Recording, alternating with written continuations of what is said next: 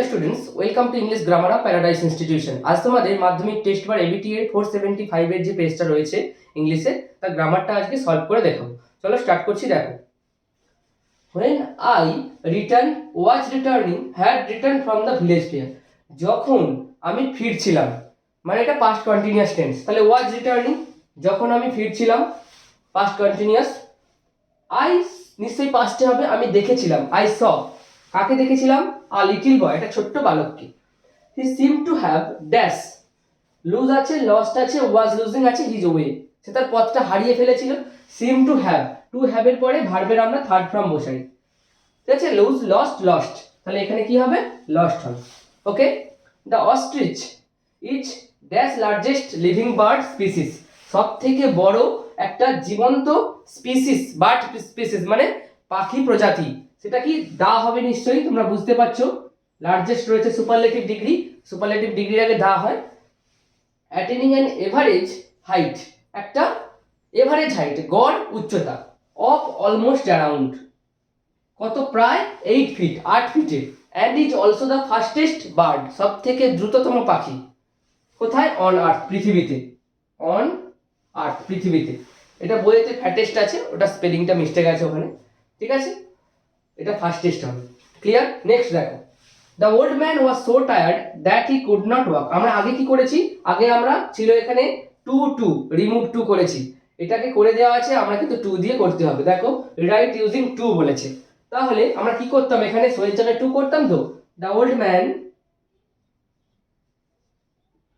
Old man was two tired,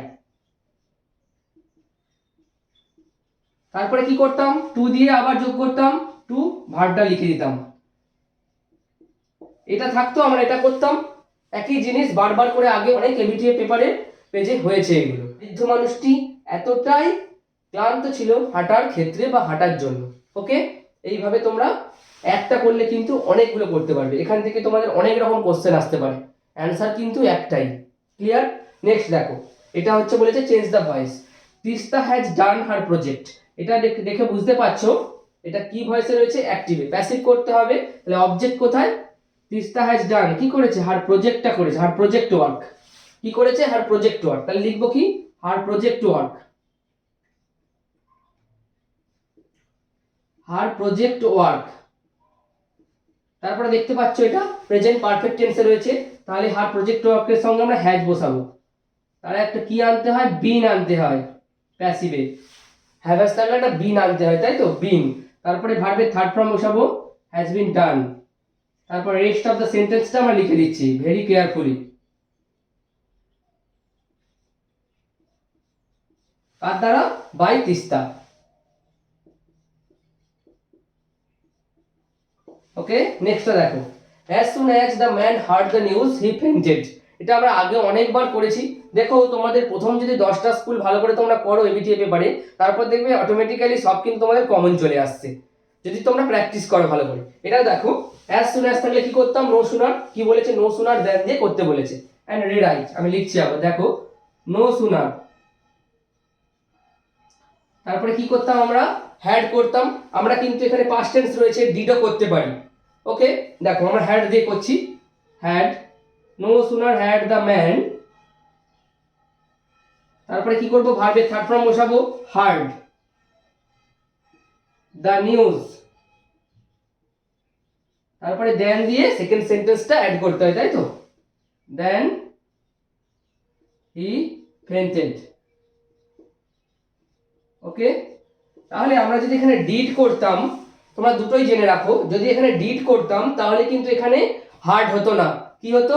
here হতো, HEAR। কেন? Past হয়ে যাচ্ছে একবার, আর এটা পাস্ট পারফেক্টের নিয়ম, হ্যাড থাকলে ভার্বের থার্ড ফর্ম করতে হয়, তাই থার্ড ফর্ম করেছি। ক্লিয়ার হলো? এটা কিন্তু মাথায় রেখো। আর প্রেজেন্টে থাকলে আগের 451 এর যে পেজটা ছিল এবিটিএ পেপারে, সেখানে তোমাদেরকে আগেই বলেছি যে এখানে হচ্ছে ডিড থাকলে কি হয়, বাট এখানে যদি কামস ছিল সেটা, তাহলে এখানে ডাজ কেন হলো, আগের ক্লাসে বলেছি। তোমরা যদি না দেখে থাকো ভিডিওটা একটু দেখো।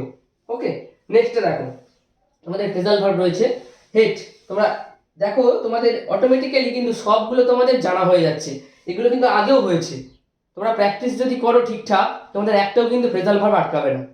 দেখো হেট মানে ঘৃণা করা, এখানে দেখো লুক ডাউন আপন রয়েছে, তাহলে লুক ডাউন আপনটা লিখে দিচ্ছি।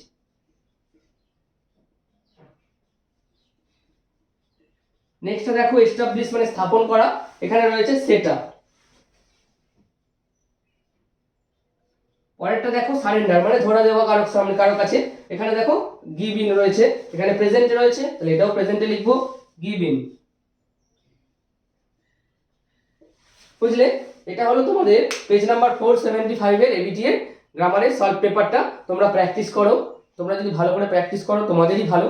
বারবার করে দেখো জিনিসগুলোকে কিভাবে হচ্ছে, একই জিনিস বারবার প্রত্যেকটা স্কুলে দেখবে কিছু না কিছু কমন পেয়ে যাচ্ছে তোমরা। হোপ ফর দ্য বেস্ট, তোমরা প্র্যাকটিস করো। নেক্সট ক্লাসে আবার দেখা হচ্ছে পরের পেজটা নিয়ে। আজকের মতো রাখছি, তখন ভালো থেকো, সুস্থ থেকো। থ্যাংকস।